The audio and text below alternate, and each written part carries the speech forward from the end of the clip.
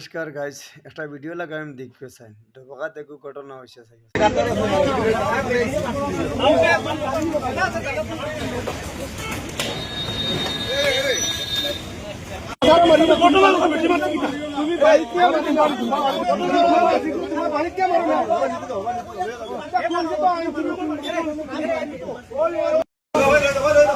ভিডিওটা মানুষটারে গরু লাগান টানিয়ে যে মানুষটারে মাররার অতকু মানুষ খান্দা তো দেখরা কইরা বাড়িত নিয়ে মারিও ইনো মারিও না।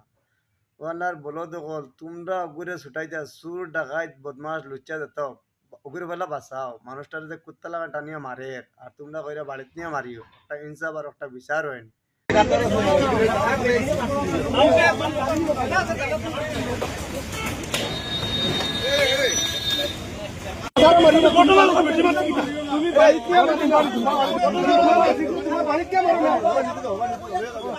আতুল ল্যাংড়া মানুষটা আত খাটা মানুষটার অতটা মায়ের মালার গলার ধরি যে টানিয়া লিয়া গেল আর ডবকার যে মানুষে উভয় সাইরা মেলা দেখরা ও যে মেলা দেখরা যে মানুষটার ওই জন্য মেলা দেখার কাহিনীটা আর কইরা বাড়িত নিয়ে মারো।